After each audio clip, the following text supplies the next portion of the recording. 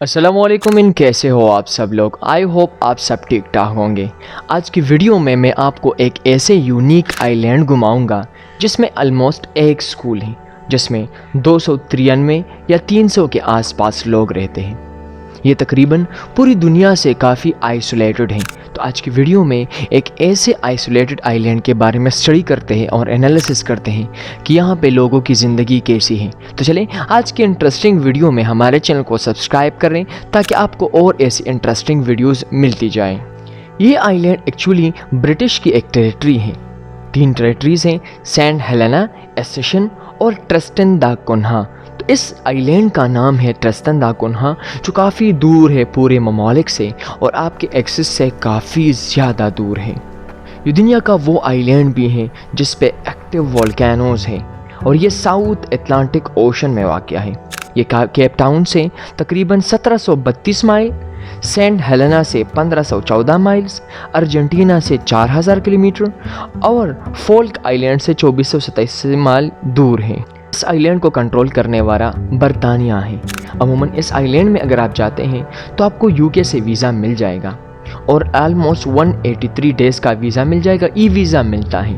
लेकिन ये बात है कि इस आइलैंड में आप परमानेंट नहीं रह सकते। इसमें आइलैंड में आप कोई भी प्रॉपर्टी नहीं ले सकते। अगर आपका कोई भी यहाँ का फैमिली बैकग्राउंड नहीं है तो आप कोई भी प्रॉपर्टी यहाँ पे नहीं ले सकते। आप कुछ ही दिनों के लिए वहाँ पे मेहमान बन सकते हैं। नाज़रीन, अगर हम इस आइलैंड के कोई और फैक्ट्स की बात कर लें तो यहाँ पे लोग आबाद हुए थे 1810 में। इस आइलैंड में इंग्लिश ही बोला जाता है।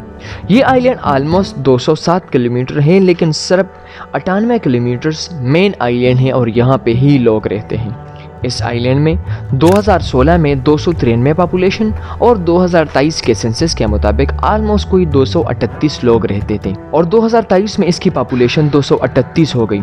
और इसकी बेसिक वजह यह है क्योंकि ये लोग मुख्तलिफ कारोबार की नीयत से मुख्तलिफ ममालिक में मूव कर रहे हैं। नाज़रीन, इस एरिया में ऐसे बहुत ज़्यादा आइलैंड हैं जो बिल्कुल इनएक्सेसिबल हैं और आपको इस ट्रिस्टन दा कुन्हा जो आइलैंड है, जो ब्रिटिश आइलैंड है, अगर आपको यहाँ पे आना है और अगर आपको यहाँ पे विज़िट करना है तो 6 दिन लगेगा आपको साउथ अफ्रीका है, क्योंकि साउथ अफ्रीका ही से आपको फेरीज़ मिल जाएगी और ये वाहिद ज़रिया है आप यहाँ से ही ट्रैवल कर सकते हैं।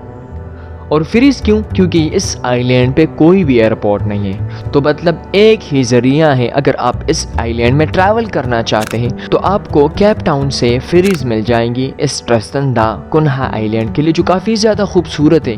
दुनिया के ऐसे और आइलैंड्स भी हैं जो फैंटास्टिक हैं, जिसमें अच्छे बीचेस हैं, लेकिन ये कोई ऐसा आइलैंड जो बिल्कुल द मोस्ट आइसोलेटेड आइलैंड कहा जाता है। नाज़रीन, यहाँ पे एक खूबसूरत स्कूल भी है जिसका नाम है सेंट मैरी स्कूल। ये 4 से लेकर 16 ईयर एजुकेशन देता है और ये वर्ल्ड वार 2 में बनाया गया। ये बड़ी ज़बरदस्त फैक्ट मुझे पता चली कि क्योंकि यहाँ पे आप कोई भी प्रॉपर्टी नहीं ले सकते। ये काफ़ी ज़्यादा खूबसूरत हैं और अगर आप यहाँ पे आना पसंद करेंगे तो आपको 183 डेज़ का वीज़ा मिल जाएगा। आना पसंद करेंगे तो प्लीज़ ज़रूर आए और यहाँ पे एंजॉय ज़रूर कर लें।